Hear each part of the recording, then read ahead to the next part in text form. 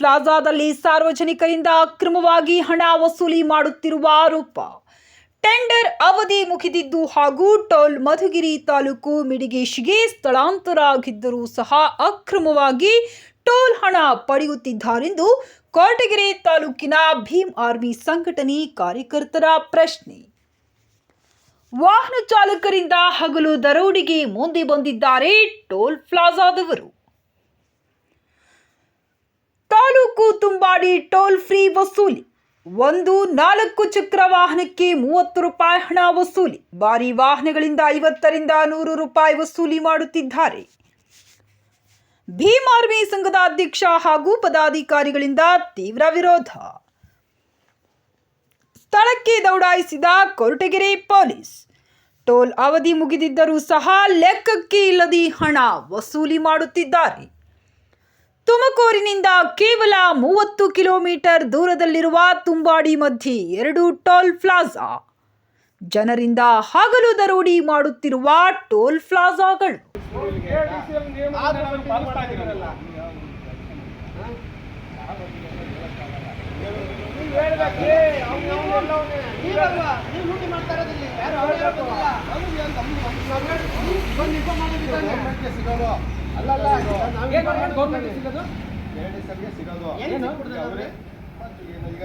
ನೀವು ಇಷ್ಟು ಅಂತ ಕಟ್ತೀರಾ? ನಿಮ್ಗೆ ಆಗಿರೋದಲ್ವ ಟೆಂಡರ್ ಆಗಿರೋದು?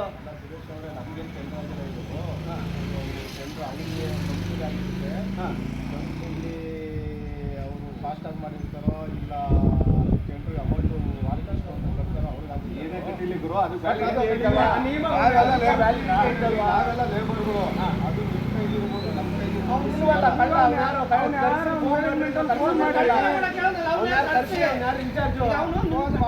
ನೀವು ಮಾಡ್ರಿ, ನಾವೇನಕ್ಕೆ ಮಾಡ್ಬೇಕು? ನೀವು ಮಾಡ್ರಿ. ನಮ್ಮ ಫೋನ್ ರಿಸೀವ್ ಮಾಡ್ತಾ ಇಲ್ಲ ರೀ. ಅವ್ನು ಕಳ್ಳ, ನಿಮ್ಮನ್ನ ಅವ್ನು ದೊಡ್ಡ ಕಳ್ಳ. ನಿಮ್ಮನ್ನ ಕಳ್ತನ ಮಾಡಿ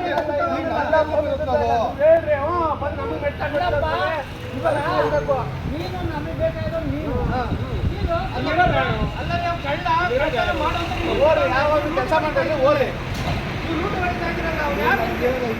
ಟೋಟಲ್ ಕೇಸ್ ಹಾಕೋಣ ನಾವು. ಇವತ್ತೇನಿವತ್ತು ನಮ್ಮ ಸಾರ್ವಜನಿಕರಿಗೆ ಇವರು ಅದನ್ನ ತಗೊಂಡು ಆಟೆಯಿಂದ ಅರ್ಜಿ ಹಾಕಿ ಡೀಟೇಲ್ಸ್ ತಗೊಂಡು ಕನ್ಸ್ಯೂಮರ್ ಕೋರ್ಟಲ್ಲಿ ಕೇಸ್ ಹಾಕೊಂಡು ಇವತ್ತೇನು ನಮ್ಮ ಸಾರ್ವಜನಿಕರ ಹತ್ರ ಲೂಟಿ ಮಾಡವ್ರೆ, ದಂಧೆ ಮಾಡವ್ರೆ, ಇವ್ರ ಬಗ್ಗೆ ನಮ್ಮ ಪೊಲೀಸ್ ಇಲಾಖೆಯಿಂದ ಸೂಕ್ತವಾದ ಕ್ರಮ ತೆಗೆದುಕೊಳ್ಳಬೇಕು ಅಂತ ನಾವು ಮಾತಾಡೋಣ. ಅದೇನು ಬೇಕೋ ಕನ್ಸ್ಯೂಮರ್ ಕೋರ್ಟಲ್ಲಿ ಕೇಸ್ ಹಾಕೋಣ, ಇನ್ನೂ ಕೇಸ್ ಮಾಡೋಣ. ಯಾವುದೇ ಕಾರಣಕ್ಕೂ ಇದನ್ನ ಕ್ಷಮಿಸಲ್ಲ. ಹಗಲು ದರೋಡೆ ಮಾಡೋರು ಇವರು, ರಾತ್ರಿ ಹೊತ್ತು ಕಳ್ತನ ಮಾಡಿಲ್ಲ, ಬೆಳಗ್ಗೆ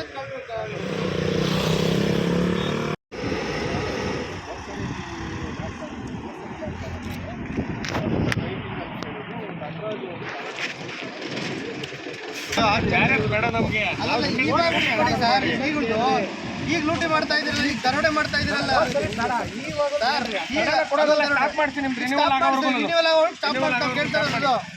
ಸ್ಟಾಪ್ ಮಾಡಿಸಿ,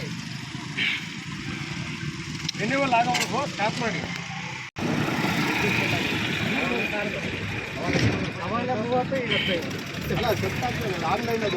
ಆಫ್ ಮಾಡಿ ಸರ್.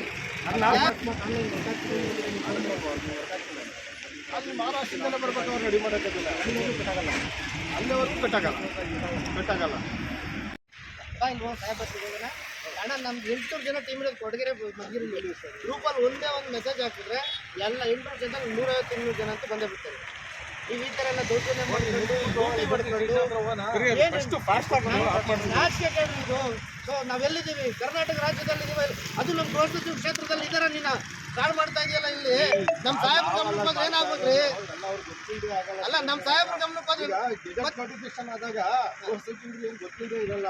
ಆಯ್ತಪ್ಪ, ಈಗ ಅವ್ರ ಪರ್ಮಿಷನ್ ಆಗೈತೆ. ಈಗ ಅವಧಿ ಮುಗ್ದೈತಲ್ಲ, ಅವಧಿ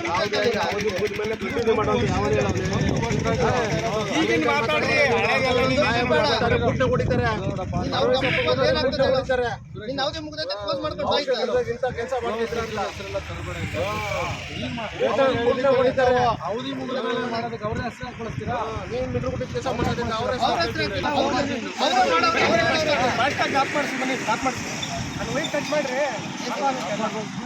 ನೋಡಿ ಸರ್, ಇವ್ರು ಏನು ನಾಟಕ ಆಡ್ತಾವ್ರೆ ಅಂದ್ರೆ ಅವ್ರು ಯಾರು ಅವ್ರ ಮೇಲಧಿಕಾರಿಗಳು ಫೋನೇ ಮಾಡ್ತಾರೆ. ಅಲ್ಲಿ ಇವ್ರು ಸ್ಟಾರ್ಟ್ ಮಾಡೋದು ಹೇಗೆ ಅಂತ ಅವ್ರು ಮಾಡ್ಬೇಕಂತ ಬಂದು ಇವ್ರು 3-4 ಜನ ಮಾಡ್ಕೊಂಡ್ರೆ ಗೌರವ ಇದು ಅವಧಿ ಮುಗಿದ್ಮೇಲೆ 3-4 ಜನ ಲೂಟಿ ಹೊಡಿತಾವ್ರೆ, ದಂಧೆ ಮಾಡ್ತಾವ್ರೆ. ಇಲ್ಲಿ ಇವರಲ್ಲಿ ಏನು ತಪ್ಪಿಲ್ಲ ಅಂತಂದ್ರೆ ಮೇಲಧಿಕಾರಿಗೆ ಫೋನ್ ಮಾಡಿ ಸ್ಟಾಪ್ ಮಾಡ್ತಾರೆ. ಯಾರೊಬ್ರು ಫೋನ್ ಮಾಡೋದಕ್ಕೆ ಅವ್ರನ್ನ ಮಾಡ್ತಾರೆ. ನಾವು ಮಾಡೋದಲ್ಲ, ನೀವು ಮುಖ್ಯ ಈ ಜಾಗದಲ್ಲಿ ನೀನು ಇರೋದು. ರಾತ್ರಿಯಿಂದ ಕಲೆಕ್ಷನ್ ಎಷ್ಟಾಗಿದೆ? ಯಾರು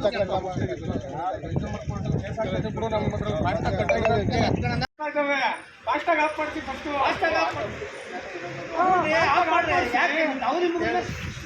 ಅಲ್ಲ ರೀ, ನಿಮ್ದು ಅವಧಿ ಮುಗಿದಿದೆ.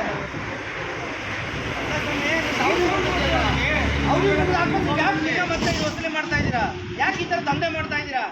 ಸಾರ್ವಜನಿಕರು ಯಾಕೆ ಲೂಟಿ ಮಾಡ್ತಾ ಇದ್ದೀರಾ? ಕಟ್ಟಾಗ್ತಾ ಇದೆ, ಇಸ್ಕೊಳ್ತಾವ್ರೆ ಎಲ್ಲ ಆದ್ರೂ ನಾವು ಪಾಲಿಸ್ತಾ ಇದ್ದೀರಲ್ಲ.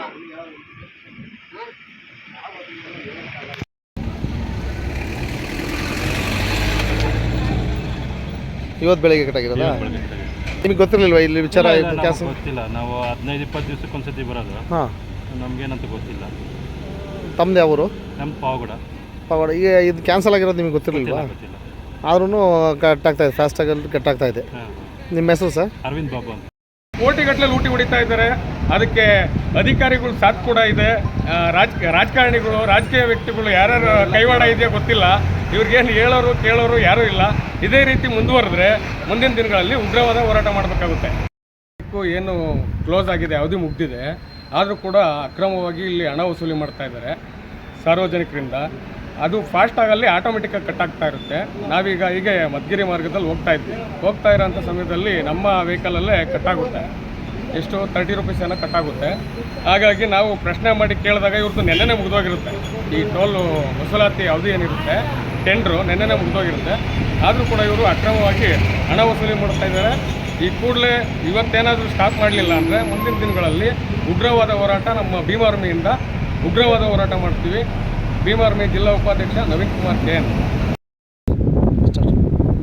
ನಾನು ಕೊರಟಗೆರೆ ತಾಲೂಕು ಭೀಮಾರ್ಮಿ ತಾಲೂಕು ಅಧ್ಯಕ್ಷ ಗಟ್ಲಳ್ಳಿ ಸುರೇಶ್ ಅಂತ ಹೇಳ್ಬಿಟ್ಟು ಈ ದಿನ ಕೊರಟಗೆರೆಯಿಂದ ಮಧುಗಿರಿ ಮಾರ್ಗವಾಗಿ ಹೋಗಬೇಕಾದ್ರೆ ತುಂಬಾಡಿ ಪಕ್ಕದಲ್ಲಿರುವಂತಹ ಟೋಲ್ ಪ್ಲಾಜಾದ ಹತ್ರ ನನ್ನ ಕಾರ್ನಲ್ಲಿ ಅಮೌಂಟ್ ಕಟ್ಟಾಗುತ್ತೆ.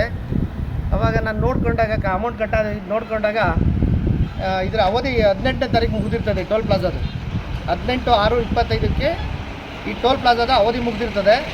ನಾನು ಕಾರ್ ಸೈಡ್ಗೆ ಹಾಕ್ಬಿಟ್ಟು ನಿಲ್ಲಿಸ್ಬಿಟ್ಟು ಏನಪ್ಪ ಅವಧಿ ಮುಗಿದ್ರೂ ಅಮೌಂಟ್ ವಸೂಲಿ ಮಾಡ್ತಾ ಇದ್ದೀರಲ್ಲ ಅಂತ ಹೇಳ್ಬಿಟ್ಟು ಕೇಳಿದಾಗ ಇವರು ಉಡಾಫೆ ಉತ್ತರ ಕೊಡ್ತಾರೆ. ನಾನಲ್ಲ, ಅವರು ಇನ್ನೊಬ್ರು ಏನೇನೋ ಹೇಳ್ತಾರೆ. ಯಾರು ಇಲ್ಲಿ ಮ್ಯಾನೇಜ್ಮೆಂಟ್ ಏನಿದ್ರು ಇವ್ರು ಇನ್ನೊಬ್ಬರ ಮೇಲೆ ತೋರಿಸ್ತಾರೆ, ಅವ್ರು ಇನ್ನೊಬ್ಬರ ಮೇಲೆ ತೋರಿಸ್ತಾರೆ. ಇವತ್ತು ಏನು 18ನೇ ತಾರೀಕು ಅವಧಿ ಮುಗಿದಿದೆ. ಇವತ್ತು 19 ತಾರೀಕು 19/4 ಟೈಮ್ ಸಮಯ ಆಗಿದೆ. ರಾತ್ರಿ 12 ಗಂಟೆಯಿಂದ ಇವಾಗಿನ ತನಕ ಈಗಲೂ ನಾವೆಲ್ಲ ಬಂದು ನಮ್ಮ ಭೀಮಾರ್ಮಿ ಸಂಘಟನೆಯವರೆಲ್ಲ ಬಂದು ಇಲ್ಲಿ ಬಂದು ಸ್ಟಾಪ್ ಮಾಡಿ ನಿಮ್ದೇನು ಫಾಸ್ಟಾಗಲ್ಲ ಅಮೌಂಟ್ ಕಟ್ಟಾಗ್ತಾ ಇದೆ ನಿಲ್ಲಿಸಿ ಅಂತ ಕೇಳಿದ್ರೆ ಇವರು ಯಾವುದೇ ರೆಸ್ಪಾನ್ಸ್ ಮಾಡ್ತಾ ಇಲ್ಲ. ಇವರು ಹಗಲು ದರೋಡೆ ಮಾಡ್ತಾವ್ರೆ. ರಾತ್ರಿ ಹೊತ್ತು ಕಳ್ತನ ಅಲ್ಲ ಸರ್ ಮಾಡ್ತಾ ಇರೋದು. ಸಾರ್ವಜನಿಕರ ಹತ್ರ, ಸಾರ್ವಜನಿಕ ವಾಹನಗಳ ಮಾಲೀಕರ ಹತ್ರ, ಚಾಲಕರ ಹತ್ರ ಹಗಲು ದರೋಡೆ ಮಾಡ್ತಾವ್ರೆ.